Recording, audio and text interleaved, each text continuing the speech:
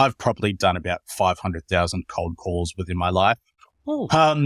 And so we've done all these cold calling and I'm like, okay, cool. This company is great. I'm loving selling Google ads, but let's go figure out how to do this myself. I always tell people all the time, if you want to start an agency and you're like, I don't know how to do it, Liam just gave you the roadmap for it. Learn a specific skill, find a problem in someone else's business, and then go solve it.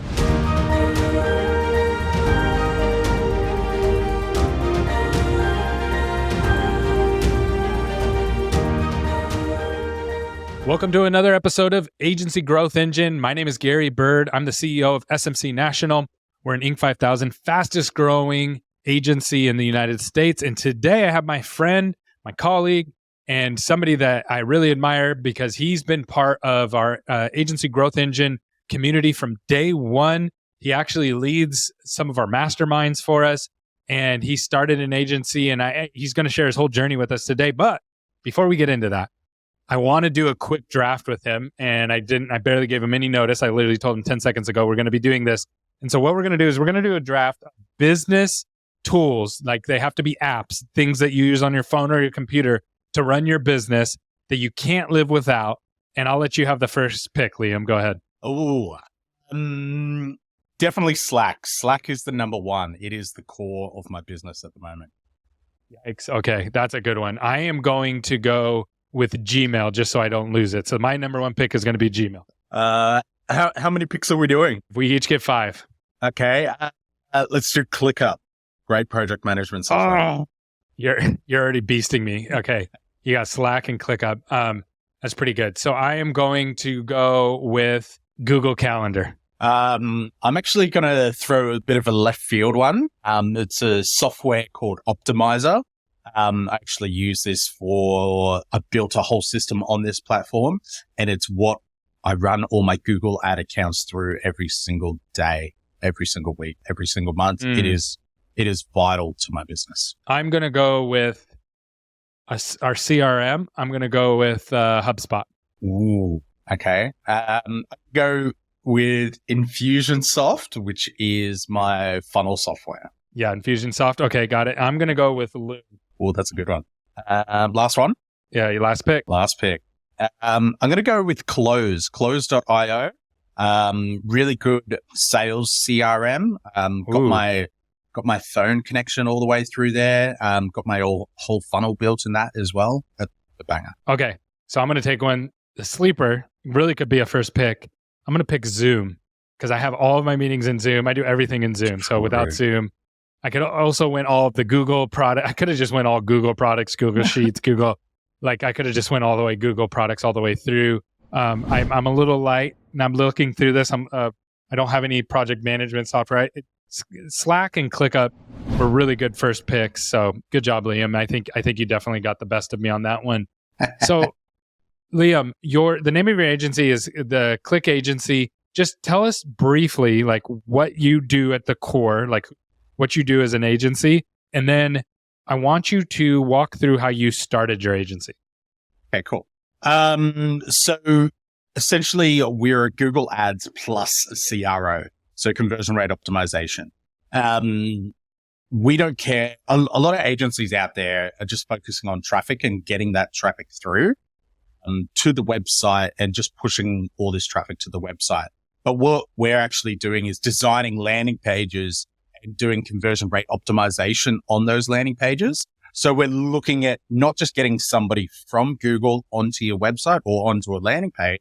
We're ensuring that they actually come into a lead or a sale for you, whether it is doing copywriting, making new lead magnets or something along those lines. But we're looking at the full customer journey until we're getting to that main KPI, which is usually a lead or a sale. Okay. And then you're helping them all along the way, right? Because most businesses do not have any of that figured out. Yeah. So a lot of businesses come to me, and this might be a good thing that we can kind of touch on. They come to me unsure and they don't really know. They know that they want paid traffic. They know that they want more leads and sales and that kind of thing. They haven't really engineered their business correctly to go ahead and support paid traffic. So they come to someone like myself which will go ahead and help them reorganize their business model, ensure that they've got enough margins within their business to kind of support paid traffic. And so we've got a red hot offer that we can have on landing pages and really push as much traffic to there and really scale up their businesses by using paid traffic. Got it. And then how did you start, Liam? Like how did you get your first account, and then how did you scale from there? I used to own a private ATM network, which was quite interesting. But I moved on from that, and I was reflecting on that business, and I was really, why am I really bad at business? It wasn't there's always failures in business, and it wasn't my best business in the world, but I definitely made a profit on it. But I'm like, okay, cool. Why couldn't I scale it to where I wanted it to be? Looked back on the business and I'm like, okay, cool. I need to figure out sales and marketing because that's what I was really lacking in. All the operational side was easy, could figure all that out. But when it comes down to getting new customers, getting that cash register ringing, that was my biggest struggle. So I went off and learnt sales. First of all, went to sell cars for a few years. And I'm not a car guy at all, but I was like, okay, if I can sell a car, it's a big purchase, I can sell anything. So learned selling cars for a few years. And then I'm like, okay, cool. I've kind of really got this skill nailed down. I want to go do it and do it to something that I can be more passionate about. And I ended up working for another agency that was doing the exact same thing that I'm kind of doing now at a bit lower level. They were doing Google Ads management for a whole bunch of different local businesses based in Australia here. And we were 25 salespeople in a big team, one of these churn and burn kind of operations, just cold calling. I've probably done about 500,000 cold calls within my life. Oh. And so we've done all these cold calling and I'm like, okay, cool. This company is great. I'm loving selling Google Ads, but the operational aspect of that agency just wasn't there. And I just kept hearing bad things from clients that I've previously sold. I'm like, okay, cool. Let's go figure out how to do this myself. Started picking up freelance agency jobs online, $50 a head, $100 a head. I didn't care what they paid me. All it was I knew that I needed the repetitions. And I just kept bringing on jobs until I was super comfortable with the platform and able to actually bring results for people. And then I slowly just ratcheted up my prices. Got it. Okay. That's awesome. And this is, I always tell people all the time, if you want to start an agency and you're like, I don't know how to do it, Liam just gave you the roadmap for it. Learn a specific skill, find a problem in someone else's business, and then go solve it at another level. And the bigger you can solve problems, the better you can solve problems, and the bigger the problem you solve, the more money you're going to be able to charge for it. And I know that that's how you would tackle it, is you're approaching it from, how do I solve this more complicated question for these companies? And you work deeper into the companies. You're helping them with things that are further into the problem that they're facing. And I think that's so important, is to understand what businesses actually face when it comes to delivering results. And you do a great job of that. And you also do that in our mastermind. So when we have masterminds, Liam's really good at asking the right question to a lot of these agency owners to get them to realize where their problem might lie. And actually, one of the masterminds we had recently, you kind of shared how you had a little bit of a shakeup inside of your agency. You kind of had to pivot, go back to sales because you were focusing on something else. And you were telling me about some of the results that you were having from that. Could you share with me some of the heartaches of running an agency? Because it isn't always rainbows and candy, sunshine, and then what you had to do to fix that. So I brought on a project manager to kind of help with scaling the operations, for them to essentially come in and learn the business and then start building out with repeatable systems for my other full-time staff to go ahead and use on a day-to-day basis. Now, he was great. It was probably a little bit of a wrong hire on my end. Great person, but essentially just like we weren't on the same wavelength when it came to all the systems and processes like that. And so it eventually kind of fizzled out. He decided to move on, and that's completely fine. But during that 6 to 8 month period, I took my eyes off the prize, which is I always feel like a business owner should be really focusing in on the front end of the business for a majority of like getting to $10 million. That's where you should kind of really be focusing on your own sales, focusing on your own marketing, and really tuning in those systems. And then once you're kind of scaling up, that's when you can kind of step back and actually focus on the operations and make those operations absolutely perfect. So yeah, I spent a good 6 months. I'm not going to, maybe the right word is babying, but I was essentially spending all my time with this project manager, kind of walking him through absolutely everything. When I needed somebody that can just go, hey, I've got this vision in my head. I need you to go execute on it. And they would go execute on it. So I've gone ahead and spent all this time, fixing, spent all this time going back to the operations and kind of fixing it with this project manager, kind of took my eyes off the prize. And now I'm finally back in that front end sales role. And now we're kind of tuning out 20 to 30 leads a day. Okay, let's talk about that, because that's not, as I told you earlier on the show, right before we hit record, I was like, there's probably not a ton of people that you could bring into an agency and produce 20 to 30 leads a day. Like, just boom. It's usually an owner who really understands these things. So you happen to be an agency owner with experience, plus you understand advertising, plus you understand the ad platforms. So you're able to create these perfect storms, and you're able to drive a lot of results to yourself really, really quickly.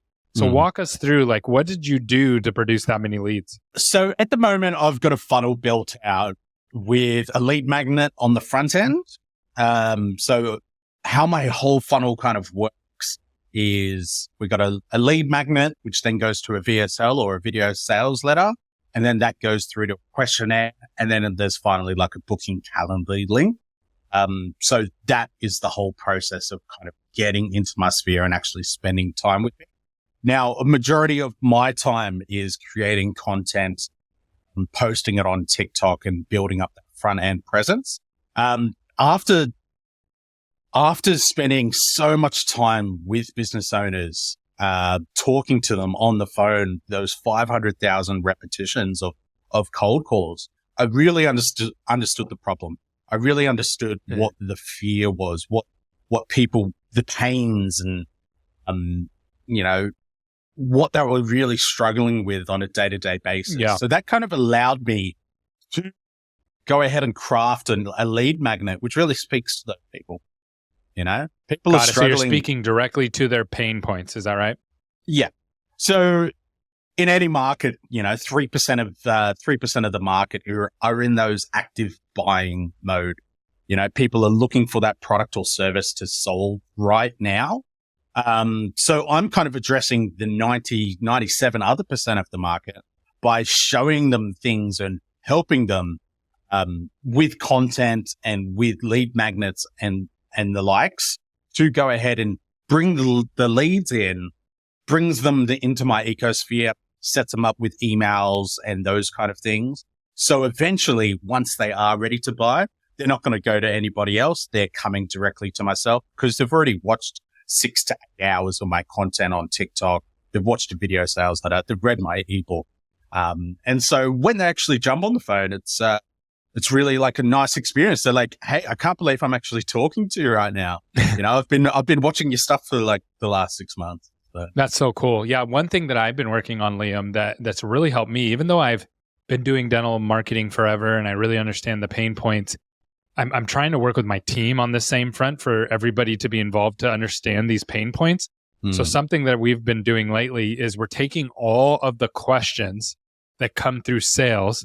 So any question that someone has in the sales process, and then we're taking that back out and creating content back around that and putting it at the top of the funnel. So that way, as these interested parties begin to work through our funnel, they're getting these answers to these questions earlier in the process, which is going to build up their confidence and also make that sales process seem more in alignment even though it's still the same thing. They're just getting the answer earlier in the process. And I think that's huge. I think that that's so overlooked. I know I overlooked it for years and took it for granted. And I think one of the things, Liam, like you said it, I've done so many of these cold calls and so many of these sales calls that you naturally can move towards that. So I think a lot of people out there, especially if they're newer and they haven't had that experience yet, all you have to do is take the sales questions, turn those back into content. And I think that will help with some of that. Now, you said that the next step after that, so you get those questions, and those questions are going to turn into content, right? You're hitting those pain points, but then you have to have a lead magnet. So you have to have something that outside of the question that you're answering, why should I fill out the form and actually schedule something? What are you using for that? What am I using, software or just like the lead magnet in general? Software. And then also, like what's the CTA? Like what's the call to action? Okay, cool. So essentially, I'm using Infusionsoft for my whole complete funnel. It's a little bit expensive, a little bit old school. But I've found that if you want to kind of build a really functional funnel, that is where you kind of want to play around with. You don't want to mess around with these smaller, less functional kind of platforms. Now, when it actually comes to that lead magnet, it's called six bulletproof strategies to double your sales and profit with Google Ads. So there's a few different things when it comes to like naming lead magnets, and you want to kind of include numbers and for it to be a really direct response. Okay, all right, this will kind of help me. It qualifies me as well. Okay, I'm running Google Ads. I would love to kind of double my sales and profits with Google Ads, but this sounds like it's talking to me directly.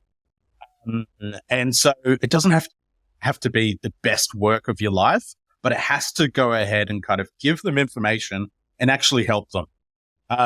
There's so many people out there that go ahead and make these lead magnets, which just don't do anything. And it's just like this complete 3-page PDF, which does absolutely nothing. Or sometimes too, like I've made that mistake. I've actually made that mistake for years.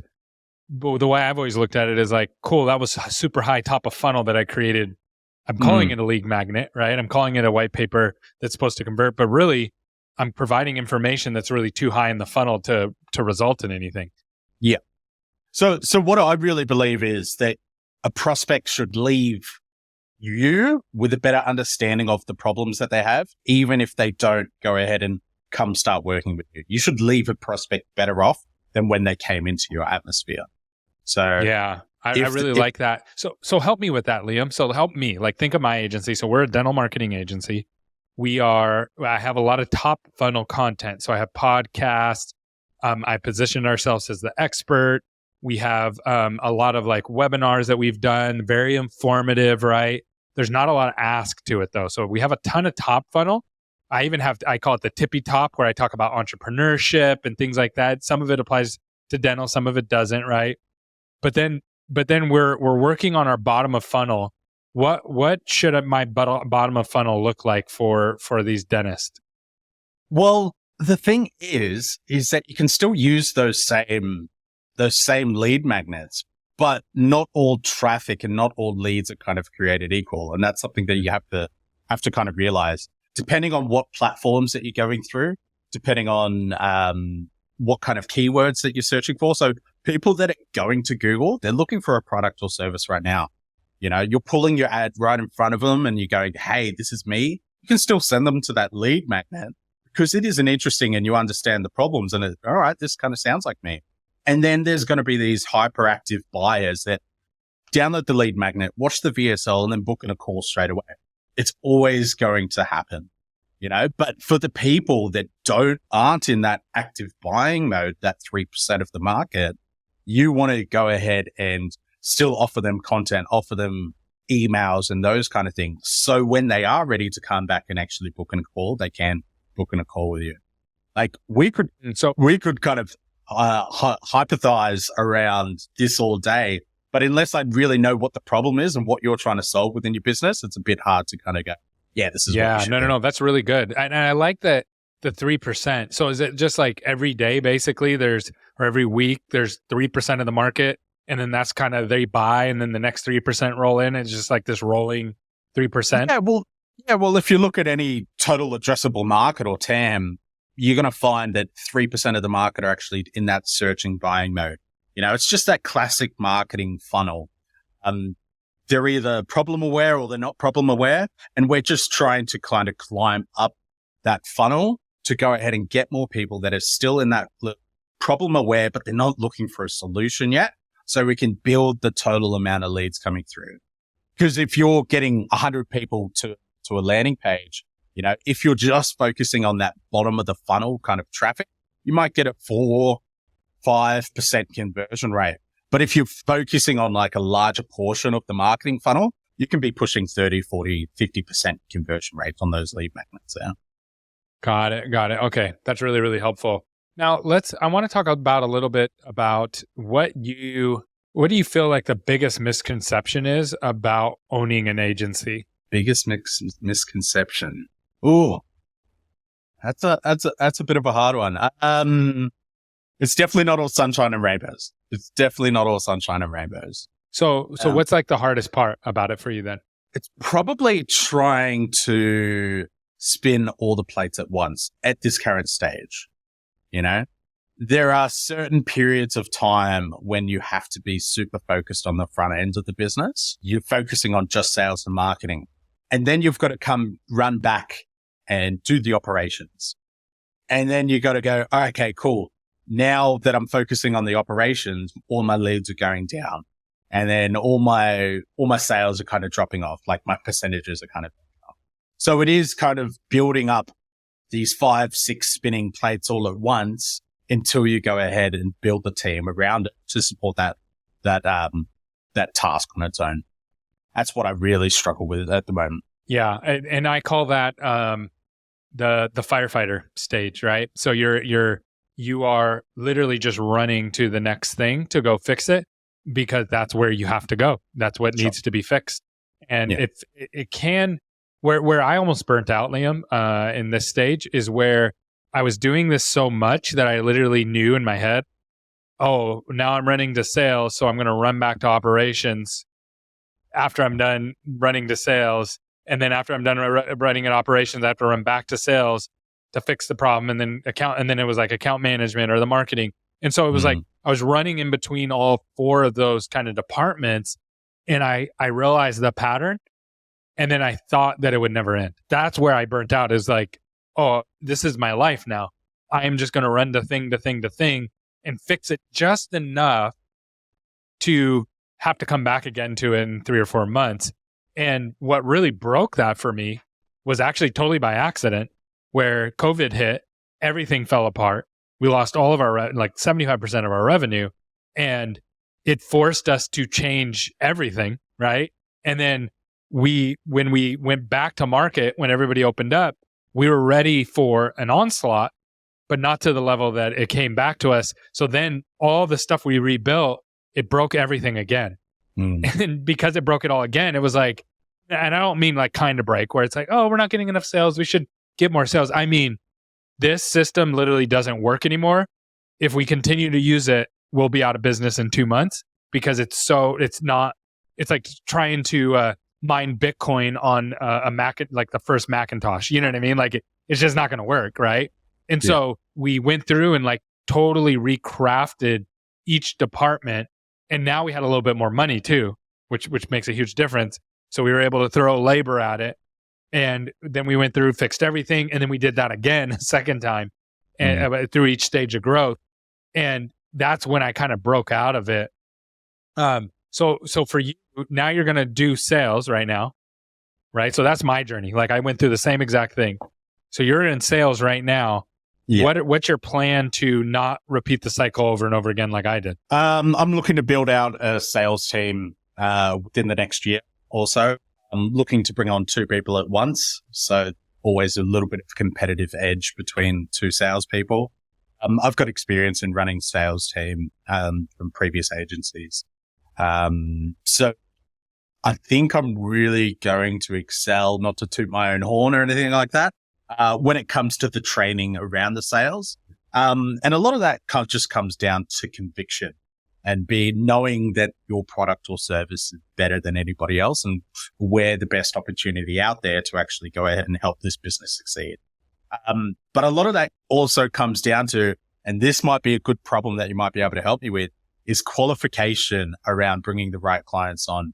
I'm super strict with who I actually bring on at the moment because I'm the business owner and I know, well, I'm the agency owner and I know that, okay, cool, I can definitely help that person. I don't just think that I can, I know that I can. And that makes my track record so good at the moment. Yes. Like all the clients that I'm bringing on board, they've all got amazing track records. We've got these amazing case studies in the back end because I've been so hard. Now, but when you're self-filtering them. Yes. Yeah. So when you kind of bring on a team and they're just thinking about the commissions at the end of the day, it's a little bit harder to go ahead and do those qualifications. Yeah, because you're going to push them because you're going to be a good sales manager. So you're going to make it competitive and you're going to have bonuses so they're going to want to sign people up. So you almost have to qualify these people before they get to your salespeople. Yeah. And what one thing that we've been working on, Liam, and this is something I've been really excited about, is that we have our avatar that we're going after, right? So for us, it's a dentist that owns, that wants to grow, right? Well, that's great. But then there's buying personas underneath that. And there's things that those buying personas do or don't do that qualify them. So like a buying persona for us would be a dentist who's still practicing. A different one would be a dentist who isn't practicing anymore. Another one would be a CEO that's not a dentist that runs a group of practices. Another one would be a marketing manager of a dental group. And another one would be a marketing team or a CMO of a dental group. Each of those have unique problems and unique perspectives. And then there's things that are going to disqualify them from us being able to work with them. So we're trying to get alignment with the team on how to qualify that. But yeah, if you have really aggressive salespeople, then I can see where your problem is going to come in. So I think what you should do, like what I would do in your situation, is I would add you. So at the beginning, it would be you. These leads are still coming through you. You're qualifying them. And then I would have a problem. For me, I struggle because sometimes I'm just like, oh yeah, this just makes sense to me, but it doesn't make sense to anybody else, right? It's not common knowledge. It just seems common to me. And then, so then I would have somebody come alongside me and watch, like a project manager, watch me go through that process. And then I think you can automate it. I think you can ask the right questions, and you're already doing that some. You just have to go a little bit deeper, I think, you need to kind of watch who's making it through your funnel now that shouldn't be. And then how do you add another layer on that? Yeah. So at the current moment, what I've currently got is after that VSL or video sales letter is that they go through a questionnaire before they can book a time on my calendar, because I'm kind of super protective about my own personal time and making sure that nobody can kind of just book in willy-nilly. So I do have a really extensive questionnaire, which deep dives into like, why is it a good time to scale your business? Like 1 to 10, how excited are you to kind of become a client of ours? Asking all these hard hitting questions. So essentially I built that out. So down the line, I can go ahead and have 2 thank you pages. One, hey, you've qualified for a strategy session. You seem exactly like the person that we would be able to help. And that just comes down to budget and a few other questions that we ask on there. But if they're not, I'm also planning this community downsell, which will direct them over to another page. So we're not losing out on kind of this lead coming through and helping them, but we can go ahead and help them in a different way. We can teach them about how to engineer their business so they can go ahead and profit with Google Ads.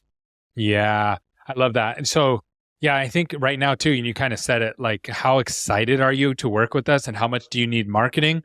And that's gauging interest from how much they want marketing.